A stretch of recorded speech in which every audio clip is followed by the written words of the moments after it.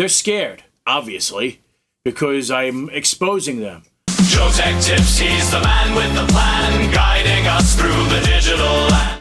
I thought this Grener Power scenario was history and gone. I have no choice but to continue with the destruction of Grener Power. They were very impressed with my videos that I've submitted. However, there was a woman named Milla, which shouldn't be part of Grener Power. She is very condescending and very destructive for the business. So she tried to discredit all the videos that I've actually created for the testing. They're scared, obviously, because I'm exposing them. So what we're going to do today is expose them even more. I thought we were past the destruction of their company, but I really don't buy Grener Power. It's actually pronounced Greener. They actually corrected me, by the way. It's pronounced Grener Power. Go figure. So, as you can see, the batteries are not here. I don't have them physical. They're gone.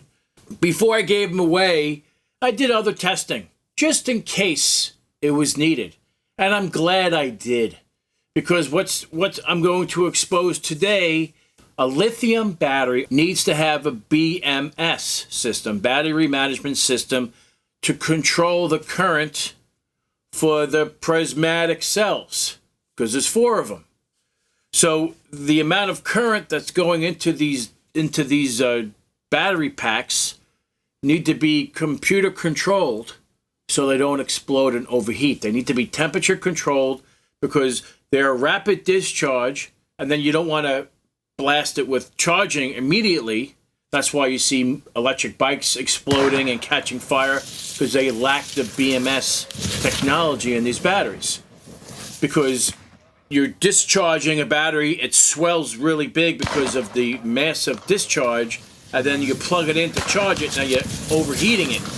And without BMS, they explode, and that's why they catch fire. So, the BMS that's in this battery is only for protection and not for charging. Meaning, if it has an over voltage, it'll turn off, and over temperature, but it doesn't vary the amount of current being charged into the battery. It's more for voltage protection. So the BMS that's in this battery is not the correct type, which is very scary. So that's how they're able to get away with such a low cost battery at $150 each for 100 amp hour, is because the BMS is not the correct type.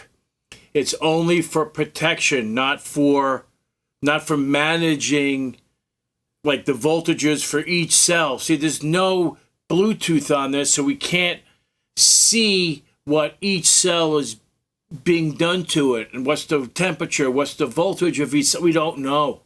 So it's all hidden behind the scenes, and that's done on purpose, so we don't know.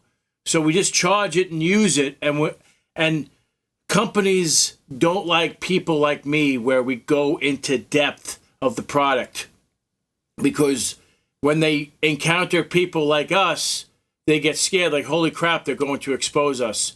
And that's exactly what I'm doing. They're doing damage control and blaming the tester of falsifying data that is actually 100% correct. So the BMS that's in this battery is weak. It's not strong enough to maintain, because the constant amperage across the board scares me. It's either a faulty BMS, a weak BMS, or it's only for protection purposes. And that's another reason why you stay clear of Grener Power, Grener Power, whatever the fuck you call it. Just, they are very scared of my channel and the videos I'm producing. Just so you're aware. They need to have some more respect. They should buy this and wear this, because they don't have any. At the tail end of the charging, the amperage started to taper off. But all the way up to 98 amp hour being pushed into the battery. It was a steady 14.7 amps throughout the entire charging status and never dipped. Just at the last tenths of an amp, the current starts to drop off. I'm really scared about this. It should have stopped sooner. And it also could have been that soon as it gets to 14.7 volts, it's supposed to cut off anyway. That's how it's supposed to be done. For like 14.7, 14.8 volts. And that would indicate where it's starting to creep up to that point and cut it off. And that's the only reason why the current starts to drop. So they're doing some trickery with this system. And it's really concerning. So again, you just got to be really careful with these companies. Stick with well-known, like eco-worthy or Renogy manufacturers that have more backing.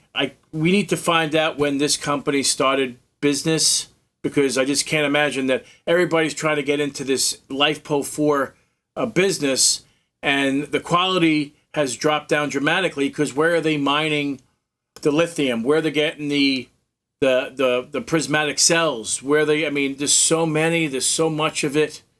How do we know the quality of the product going inside the battery? We don't. And that's the issue. So since you have all these wacky name brands, Grener Power, never heard of them. They contacted me to do a review. Little did they know that this was going to transpire. So this is the issue that companies have with detailed reviewers such as us. So, again, stick with name brands we all are familiar with. And don't take a chance, because you really don't know what you're getting. So if you guys like this video, give me a thumbs up. And if you're not a subscriber, please subscribe.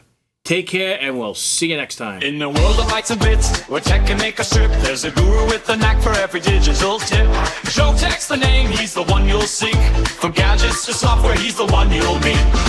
So if your tech's in a tangle, don't you fear. JoeteckTips here, let his advice draw near. With his help, you'll sure